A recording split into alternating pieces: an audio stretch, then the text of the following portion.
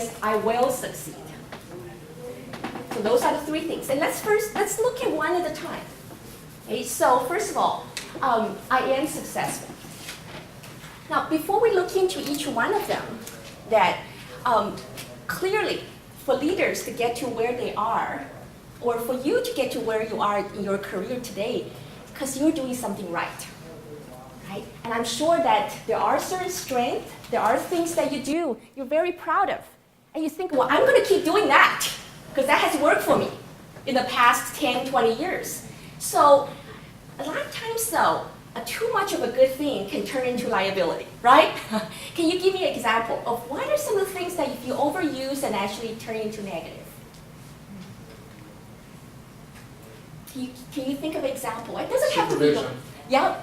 Sorry? Supervision. Say more about that. On the continuum, it can become micromanagement. Yeah. So where at one point you may need to be involved as you move up or progress, you don't need to be as hands-on. Right, right. So when you're independent contributor or individual contributor, you're of course doing everything yourself. You're fully responsible for your task. And then you start moving up, you become a people manager. You thought your job is to supervise people. And you wanted to make sure everything gets done correctly and on time. You're very hands-on, and that's a good thing to a certain extent. But then as you move up, you can't do everything yourself, and you cannot check every little detail. So like you said, if you overdo it, it becomes micromanagement, right? Very good. So now, as we look at those beliefs, those are good beliefs, right? When somebody believes that I'm successful, I will succeed, and I choose to succeed. Those are good beliefs. But then if you overuse it, and it can turn into something negative. So let's take a look at the first one. I am successful. Okay, so typically when somebody believes they're successful, that they tend to demonstrate confidence, right? So then those are some of the things that you see of the person who believes they're successful is that, hey, you know, they tend to have very positive self-image, and they believe that they're going to be, they believe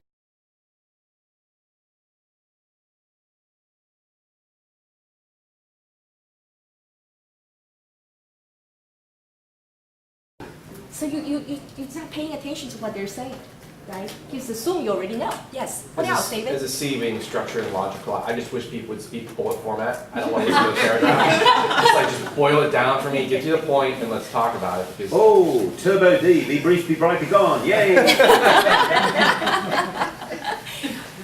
Right. I don't have time. Come on, hurry up. Yeah, okay, let's go. Yeah, I got it. Okay. So one of the leaders that I coach, and this is something that he was definitely the blind spot. And he would sit down with his employee would come over and had an issue, want to discuss with him. And he would listen to it for 30 seconds, and he'll say, got it. Somebody's up there making a presentation, and they didn't even finish the slide. He said, okay, got it, next. He didn't realize he was doing this. And how does that make the other person feel? Yeah. In the book, they talked about a scenario like that. And it was young scientists. And the older, smarter, wiser leaders shut it down and said, next slide, last slide. And go on. And then the people left the organization, the other people. So it created turnover. Absolutely. Because you're sending a message. What is the message you're sending? What that person has to say is valuable. Yeah. What you have to say is not very valuable. I'm not interested. You're wasting my time. Move on. Right? I'm smarter than you. That's the message. Yes. Also, is it completely disempowering to the person because the leader is basically taking all the autonomy and away from the person who's trying to do a good job. Right. It just shuts them down. Yeah, absolutely. And it's disrespectful, of course, right? And then but then once the leader realized, a lot of time half of the battle is that awareness. So once they got the feedback, and he realized that, really? Do I really do that? He said, I'm just kind of impatient. I didn't realize I'm doing this to people all the time. And then so he started becoming much more self-aware, and then he's self-conscious. And he said, I'm gonna not say anything when I'm listening to somebody telling me stories or making a presentation.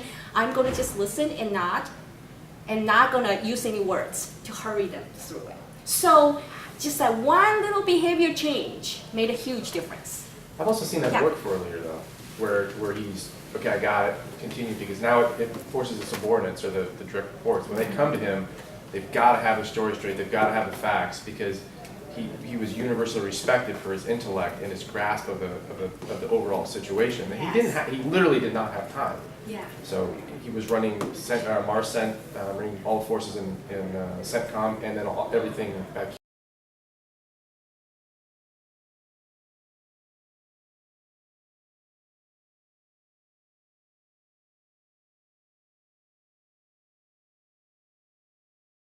The coach does that, they can still do well because they have this will. And then on the other hand, if the leader doesn't want to change, if there's no willingness, it doesn't matter how good a coach you are, it's not going to happen. So there are two key factors for good coaching to take place, to truly to be effective. Those two factors, number one is awareness. So you have to be aware that there is an issue, that's something that you wanted to change and then you wanted to improve. So that 360 feedback is a great tool to help you raise that awareness and see your blind spots. And sometimes that perhaps your coworkers, your peers provide you with feedback, and that's also a great way to understand, oh, well, I do have an issue. This is something that I'm not aware of and I need to work on it. So awareness is the first factor. The second factor is the willingness. I've been having this question about feedback for a while, which is, I don't find feedback always useful. Not out of judgment, but I'm not sure that the source is about good intent. Yes. So how do I gauge that? That's a great question. So sometimes, when people talk about this word feedback, what's the first thing come to your mind when somebody say, "Oh, David, I'd like to give you some feedback"? I would love to hear it. Yeah, right. Because I'm working on listening.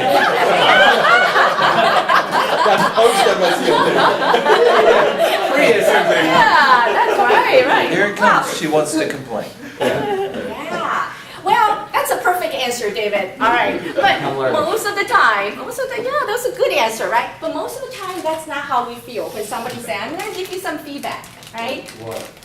What? What now? Okay, what's wrong? Right? Am I in trouble? So the first reaction is that something is wrong. And then so we tend to feel like I have to defend myself, or there's usually bad news, right? But then also has a lot to do with the source of the feedback. Right. So then, if you truly wanted to help somebody, you want to provide feedback to that person, you wanted to think about how you deliver the feedback. Just as important is what you're delivering. Okay, do you have positive trust and relationship with this person? So what you say are actually going to be received in a positive way. Ask yourself if that's the case, right? And also continue to think about is that when I receive feedback, that do I actually have this positive attitude to say, okay, well, thank you for giving me this gift. And I'm willing to listen, and I'm truly open to what you have to say, and I will assume the best intention. Okay, so a lot of times, though, when giving and receiving feedback has a lot of interferences, a lot of noises that going through both the coach and the coachee, or the feedback giver and the receiver. So then psychologically, that if we have those resistance, we're not going to be able to listen or understand the feedback. Okay, so ask yourself those questions. And when somebody gives you feedback, look at this person and say, okay, I'm going to focus on the message, and then assume the best intention, and then see and take it as it is. So you're right. Feedback is not always valuable if it coming from somebody with strong bias. Okay, but also sometimes we do want to look in the mirror and say, oh, is the bias stays with this person? Okay. So now the willingness is one strong factor, and awareness is the second strong factor to determine whether the coaching is going to be successful or not. Here's another thing: don't make coaching about your own ego. You're about to coach somebody. You have the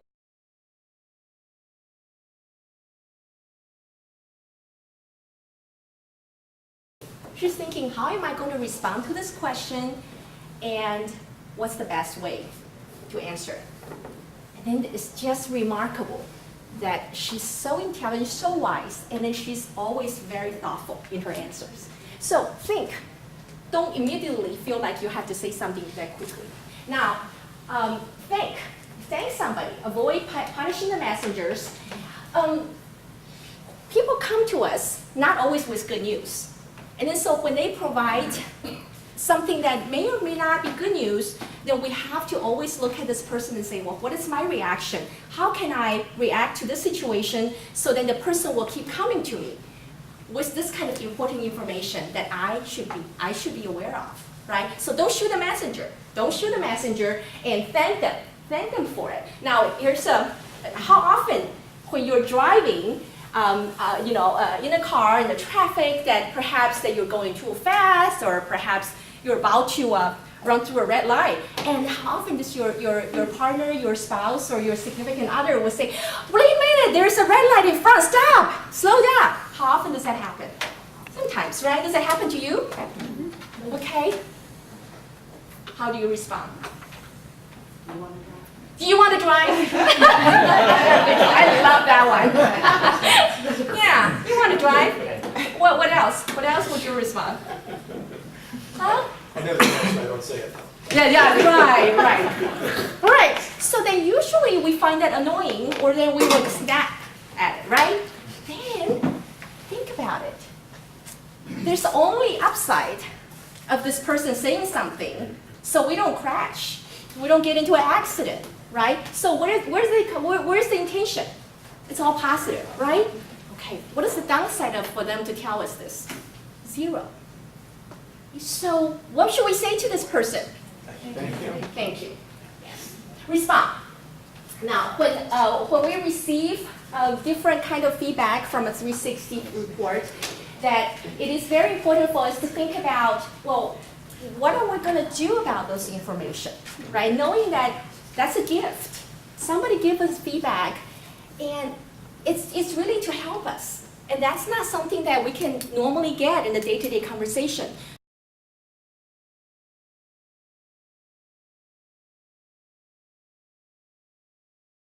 Just get to the point, get some check-in, and then move on. Right? So that's the follow-up. And another thing here is that you have to stick with it in changing perception as well as changing behaviors. You have to do both.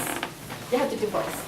So people's perception of you don't change if they don't know what you're working on, if they have no clue what you're trying to change.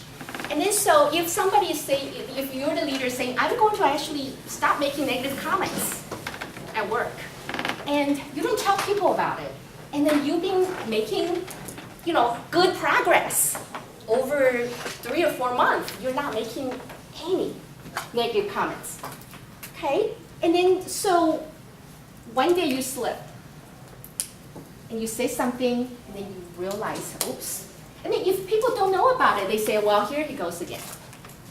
Okay? But then if you follow up on a monthly basis, and then so after the first month, so then my coworkers then would say, oh yeah, the first month I think about, no, I haven't heard any negative comments. Todd say, yeah, no, I haven't noticed, you're doing good, right? Marisa say, yeah, no, you're doing good. Second month, I ask you again, no, you're good, we're fine, you're doing great.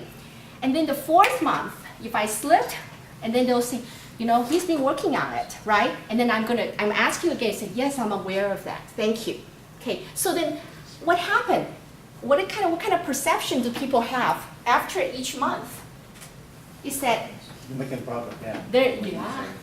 You're making progress, okay? And then you're aware when you slip, and then you come back right back on track. So then people are going to start changing their perception of you because they start paying attention because you ask. So that's something that it really has proven to be extremely effective for long-term positive behavior change in leadership. Is to continue to follow up with your key stakeholders. And we've done an 86,000 participants research on this topic. And it's a cross-culture, cross-industry validation. So just real quick here is that